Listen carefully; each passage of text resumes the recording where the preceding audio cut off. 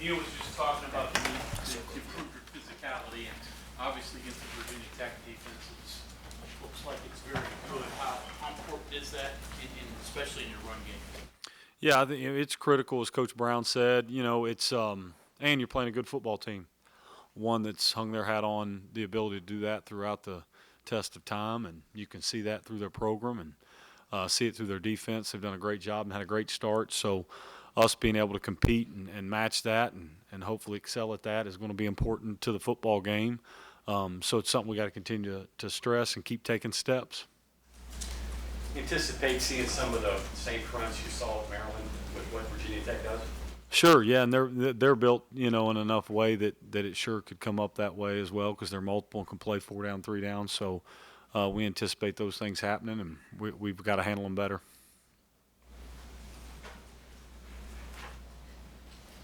Yeah, they're really aggressive up front. I think they lead the ACC and TFLs at this point. Obviously, some of that's trying to match up with them. Some of it's probably play calling, screens, draws. Not to give me a game plan or anything, but how do you kind of deal with a defensive line that's been that good? Yeah, well, it's anytime you're dealing with guys that are active and do what they've done, they've been very, very successful playing on the other side of the line of scrimmage, whether it's TFLs or sacks. They do a great job moving them. They play well with their hands up front. They know what they're doing. They own their gaps, and they've had success doing it, and that's why. So it's been, you respect watching it. They're wired up well, and the staff's done a good job with them. To his question, is it one-on-one blocks they're beating? Are they blitzing, or how are they getting this pressure? Yeah, it's both. It really is, not to avoid the question. It really is, though. They've done a good job with both. They've done a good job not blitzing and defeating blocks, and they've done a good job bringing pressure at times as well. So it's which makes it, all the more balanced to try to attack. Key to you guys is improving your run game. How do you do that? Good question. It's everything, as we told the offense, we meet as a staff and talk, like, how do you get better, right? Because I think everybody at first, especially young guys, you think, okay, you work all this time from January essentially till now to the start of fall to get better, which is a huge thing for us, like to get better with urgency. And so now it's as if I think some people mistake that the season's here and you just go play. Well, you got to get better each week too. Like we're getting better now and we have to get better each week. So what do we have to get better at, right? You have to locate what those are. Game 1 told us some things that we need to address right now. And us being physical and also which involves not just being tough physical, like meaningful contact, footwork, and all the things that allow you to be physical and successful. So that's the first step, right, is just ensuring our fundamentals to get better each day at the things that allow you to play physical and play well. So I think that's the key for us to take the step. And then if we own that, then the other things start to pair up and you can match those together. Onenny Brown obviously was so good for you last year. Did you see this coming, I guess? Were you concerned at all privately that, it might take a while to get the running game to the level it was at last year, or Sure. No, I don't think so. I don't think it was necessarily something you saw coming. It's just, it's something we're going to have to earn the right to do, because now there certainly isn't a secret. Letty is our running back and is a great player, and we've got to make sure we honor that with how we find ways to give him room. And then, of course, Letty's got to own his part and making sure when we get that room, we get there. And so I don't know if it's necessarily something that you see coming, besides the fact to know that people know now, and in order to be really good now, you got to be good when everybody knows that it's a huge piece of our plan is to find ways to put him in our game plan and find success and find yards for him. How many challenges their secondary present? Is there any sort of comparison to what you saw in the opening game, a lot of man coverage in Maryland? Yeah, so they'll, especially into the boundary, very physical and talented. They've got good players in the back end that match you well. They undercut routes really well. They're wired up to the field in their coverages and different spins. So they've got a lot of things. It's been a long-lasting. There's a lot of things you recognize. I hate to admit that I'm getting old now, but from starting at Marshall in 11 and 12 all the way through going now to Purdue and Penn State and here with almost and Duke.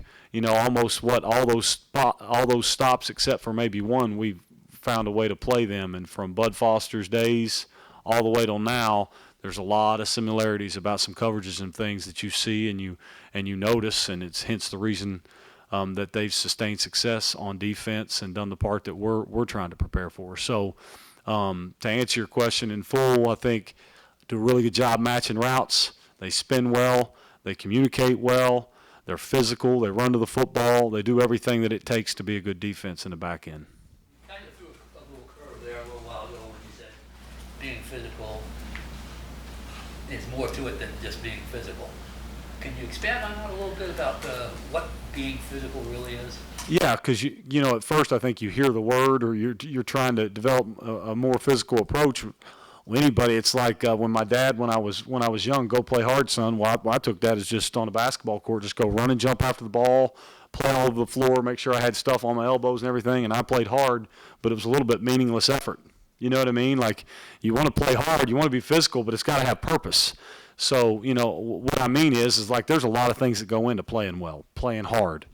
And that's not only playing physical, but it's playing with great pad level. It's trusting your footwork and your fundamentals. And that's the things that we got to do. We got to do it with purpose. And our guys are owning that. You know, we're in a good place of owning that process. They know what this game is. They know we've got to take steps each week to play winning football. What jumped out at you on tape from watching that North Carolina game?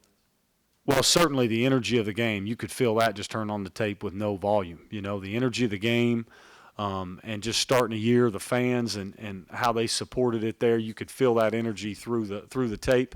And then you could definitely see some things that they certainly took a step on in their off season from watching, because all you had really before that point was to watch last year's stuff and then move to this year. So it was a very respectful thing to see, okay, here's the things they've gotten better at.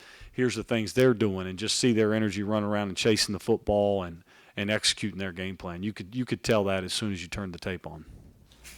Your assessment of your quarterback play from Gerad through 2 games? Yeah, it took you know, we talked a lot about it in game 1 on the routine plays and taking out bad plays, which is critical at that position. So he took those steps in game 2. Hard sometimes to evaluate that at times too with how the game kind of developed. But he's owning those steps and knows what we've got to do to make routine plays and his pocket presence, which is something he's going to continue to work on to make sure we make decisions in the pocket. So taking steps, and that's a weekly thing. You know, it's such a volatile position, and you're at the point of contact always at that position. So it is a grind each week. Is there any insight or intel Doug Nestor can give you this week? He was there the last 2 days. Well, he knows the program far better than any of us, right? But I'm sure there's things that he can mention about the program and those things. But otherwise, we're going to let him line up with us and go play ball. But I'm sure there's things he knows about personnel and those guys, and still close and friends with a lot of them too, as I understand it. So there's things that can help from personnel, but otherwise, we just got to execute our game plan and go. Gerad, this is purely observational, and shoot it down if you want to, but that's a hard position to play with 2 hands. He's playing with 1. How is that affecting him at all? Yeah, I mean, it would not be fair to Doug to say that that's not hard. You know, you're essentially playing with 1 hand because he's not able to use it at all in the way that you would normally with being able to use hands and be able to grab cloth and fit and those things. So it's been a challenge for him. But to his defense, you haven't heard anything from him. You know, he's came to work every day and got it done, and understands that the opposition is probably not going to factor that in and how they attack him. So he's got to find a way to find success. We've got to keep finding ways with his feet to put him in great position so it doesn't become a negative for him. How much will Olaughlins' eventual return help your run game and just your offense in general? Yeah, as he progresses in those things, it'll help. You know, as I've stated, I think last week, anytime that you get a starter back in your lineup and those things, and he is our starter at tight end, it sure will be a factor. They play a lot of games in the secondary, multiple coverages. We see some of that. I'm sorry? Do they play a lot of games in their secondary, multiple coverages? They do a lot of different things. Yeah, it's enough to look at. You know, there's a lot of and it's all wired up and well put together, but there's enough in the back end to keep you thinking, guessing, and not certainly taking a picture to say this is what it'll be. it's one of the finer things they do. Okay, thank you, Coach. Thank you all.